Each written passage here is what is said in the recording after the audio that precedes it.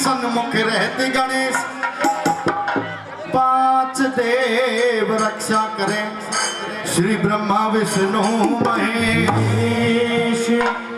मैंने सुमर लिए सरताज, चौधरी शेर सिंह सतगुरु मेरे, चौधरी सुरेंद्र भाटी उस्ताद। सजनों, ये रागनी आपके बीच में।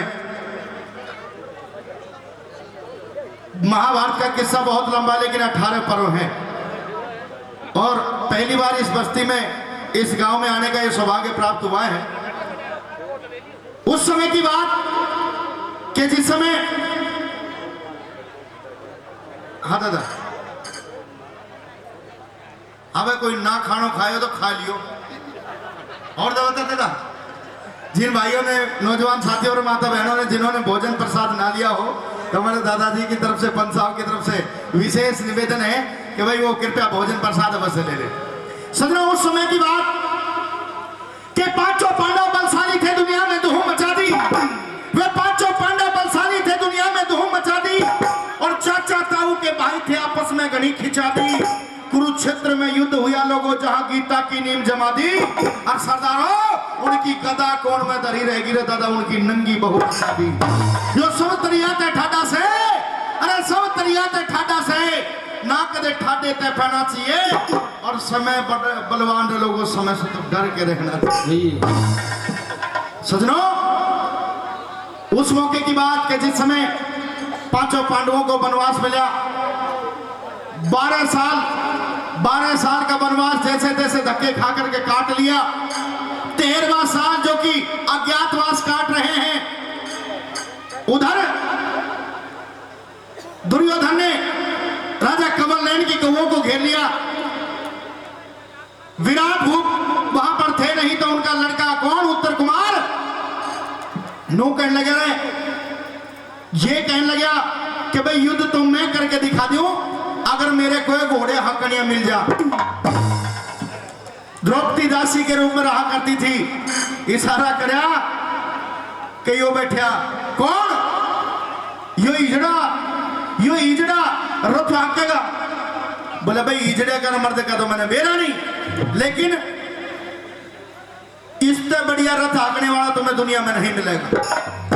सजनों, हुआ ये, रथ के ऊपर सारथी बना लिया अर्जुन, जो कि हिजड़े के भेष में रहा करता। रथ के ऊपर सारथी बना लिया अर्जुन को, और उत्तर कुमार लड़ाई लड़ने के लिए कुरुक्षेत्र के मैदान में पहुंच गया। लोगों, जब एक से एक योद्धा, महायोद्धा, दादा भीष्म, द्रोणाचार्य, कृपाचार्य, कर्ण, दुर्योधन जैसे योद्धा वहां पर दिखे, तो सजनों उत्तर कुमार की पिंडी कांप जाती। अन्नो कहने लगे, उत्तर कुमार ये कहने लगा, बोला नहीं हिजड़े, एक काम कर, ई भी रथ ने उल्टा मोड़ दे। अर्जुन ने हाथ पकड़ लिया, तू तो मर्द बन गया था कि मेरा कोई घोड़े आकनियां मिल जाए, मैं युद्ध करके दिखा दूं, ये भी युद्ध कर। बोले रे बावड़े, दादा भीष्म जैसे एक से एक बलवान विद्वान महायोद्धा यहाँ पर है, धरती के सारे सूरमा यहाँ पर है। अरे इनके सामने डट करके युद्ध करना किसी के बस की बात नहीं है। इनके सामने अगर युद्ध कर सकता है तो वो एक शख्स है। अर्जुन हिजड़े के भेष में रहा करता, ने बोला वो फिर उसका भी नाम बता कि इनके साथ में, सारों के साथ में अगर युद्ध कर सकता है तो वो अकेला कुंती पुत्र अर्जुन युद्ध कर सकता। सजनों, एक बार तो दिल में खुशी सी हुई, फिर नु सोचने लगा तो खुद हिजड़े के भेष में रहे, कह कुछ नहीं सकता। उत्तर कुमार के सामने हाथ जोड़ लिए, बोला उत्तर कुमार, अरे तू जाने भी है क्या, तू कुंती पुत्र अर्जुन को जाने भी है या नाम सुना है? बोले दाऊ जानू हो, कैसे दिखा? बोला रे उत्तर कुमार, आंख खोल के देख, तेरे रथ के ऊपर जो सारथी बड़ा बैठा है, अरे जिसे तू बार बार बोली के ताने मारे, जिसे तू बार बार हिजड़ा कहे, अरे मैं कुंती पुत्र अर्जुन हूं। उत्तर कुमार एकदम से पाचा टन, बोले वाह भाई वाह, अरे देश का जी करे कि कुंती पुत्र अर्जुन बन जाएगा। बताओ भाई, हिजड़ा का भी जी करे कि मैं भी कुंती पुत्र अर्जुन बन के दिखाऊं। नहीं बोला रे, बार बार बोली के तीर मत मारे, जा तू मेरे रथ के ऊपर सारथी बन, और उत्तर कुमार युद्ध में करके दिखाऊंगा। सजनों, शमी वृक्ष के पेड़ के ऊपर रखे हुए उन हथियारों को उतरवा लिया और अपने गांडीव धनुष को उठाया और गांडीव धनुष को उठा करके अपने धनुष बाण को अपने मस्तक से लगा रहा है। जैसे ही तीर को छोड़ रहा है तो धनुष बाण को अपने मस्तक से लगा रहा है। ऐ सजनों, यहाँ के मौके की रागनी है, पहली बार आपकी बस्ती में आए हैं, एक बार तालियों का आशीर्वाद दे दे और सुनिए दादा की पुरानी रागनी।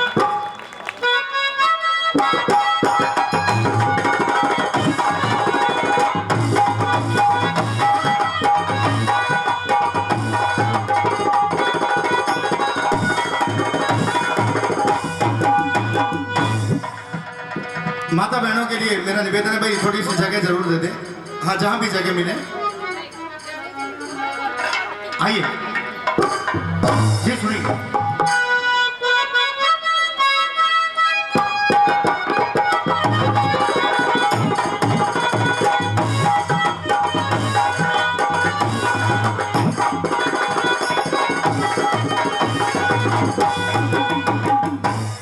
नो बोलिया रे जाना तीर जाना,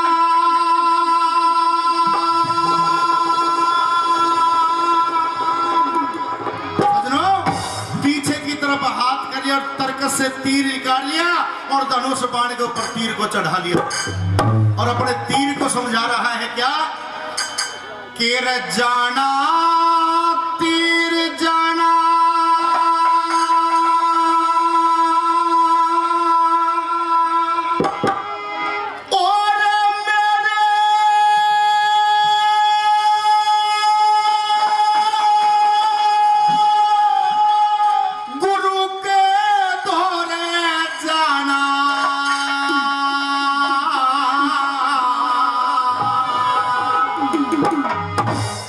जाके न्यू बतलान रे चले आलिए,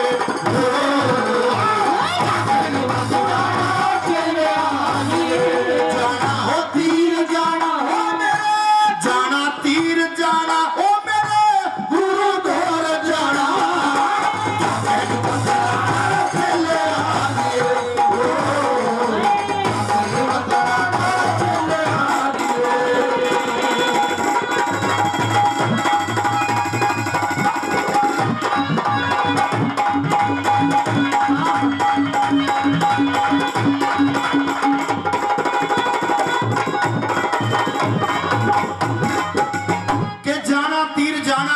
और सीधे मेरे गुरु के दौरे जाना और जाकर के न्यू कहना कि दादा सारे चेले आइए।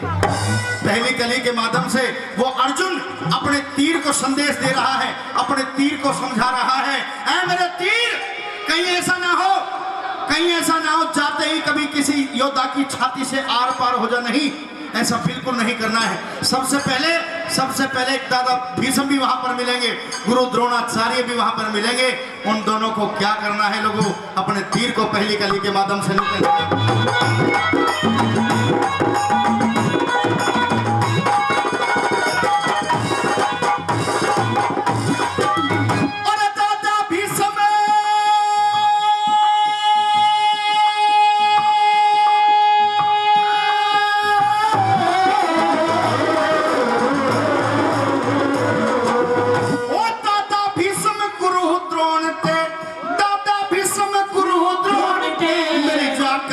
प्रणाम कहियो चरण छू कयुने बुढ़ा के, चरण छू कयुने बुढ़ा के, कहानी तमाम कहिए होके तेरा साल मेरे तू ना दिल में आराम कहिए,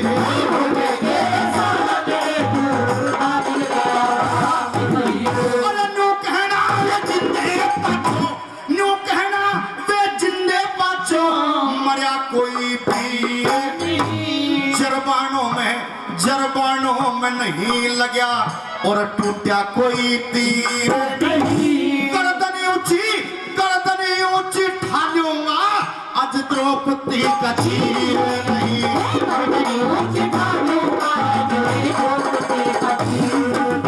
वो मेरे सामने आवे हो घनी बार ना लावे, आके मुखड़ा दिखलावे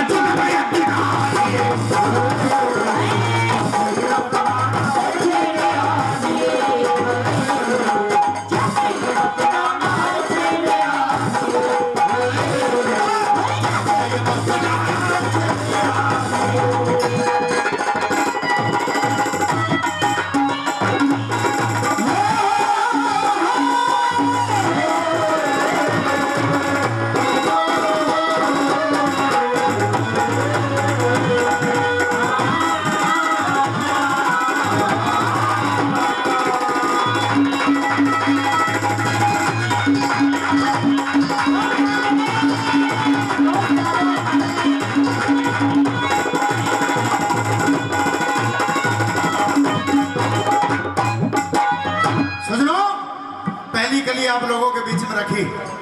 नो कल्याण मेरे तीर मेरे दादा भीष्म द्रोणाचार्य कृपाचार्य एक से एक योद्धा महायोद्धा वहां पर दिखाई देंगे। सबसे पहले जाकर के उन बड़ों बूढ़ों को प्रणाम करना है। दूसरी कली के माध्यम से अपने तीर को क्या समझा रहा है सुनिए। क्या लिखा दूसरी कली में?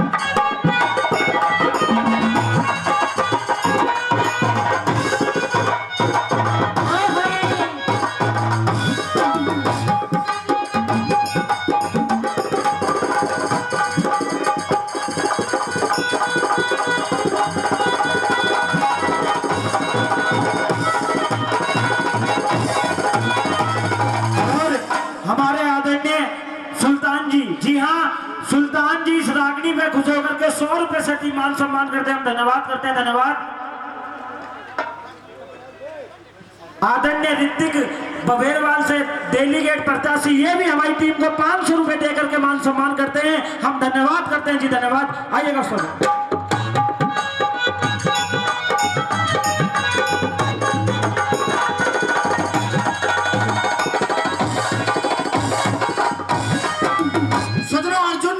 समझा करके छोड़ दिया और वो तीर सबसे पहले जाकर के सजनों दादा भीष्म के चरणों में जाकर के जब वो बाण पड़ा, दादा भीष्म एकदम से आश्चर्यचकित रह गए। और जब दूसरा बाण कृपाचार्य द्रोणाचार्य उनके कंधों के ऊपर से पार गया तो दादा भीष्म और कृपाचार्य समझ जाते हैं, द्रोणाचार्य समझ जाते हैं कि सबसे पहले चरणों में बाण आकर के पड़ा है और इसका मतलब कि ये बाण हमको प्रणाम कर रहा है, हमको नतमस्तक कर रहा है। और दूसरा बाण हमारे कंधे के ऊपर से गया है। अरे अरे दुर्योधन हो या ना हो, ये बाण जो छोड़ा गया है ये कुंती पुत्र अर्जुन की तरफ से ये बाण छोड़ा गया। सजनों वो कुंती पुत्र अर्जुन को कह रहा है कि उस समय जब द्रौपदी का चीर हो रहा था, अरे उस समय तो हम दास बने बैठे थे, हमारी इतनी औकात नहीं थी कि हम उठ करके बोल सके। लेकिन आज वो द्रौपदी का चीर भी नहीं है। जो कौरवों ने पांचों पांडवों की छाती में घाव कुरेद रखे हैं वो सारे कागज में लिख करके रखे हैं। दूसरी कली के माध्यम से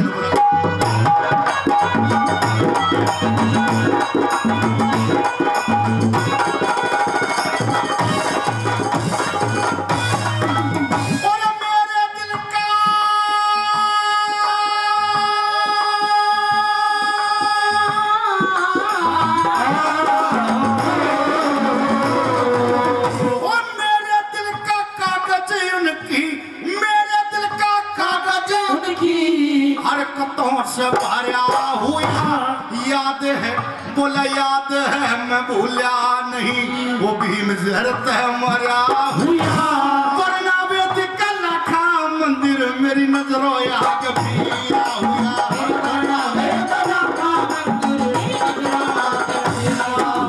और पलते भुजा फड़क रही, भुजा फड़क रही मेरे नेत्रों में खून कहना अनगिन शीश उड़ाए जा, बोला अनगिन शीश उड़ाए जा मेरा ठंडा ना जनून, बोला करो भाई।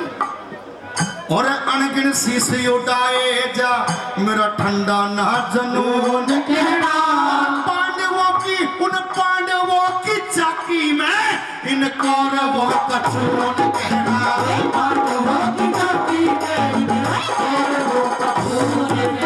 उस दुर्योधन को लाके, उस दुर्योधन को लाके ओ दूल्हा आज बना के विराटपुरी में आकर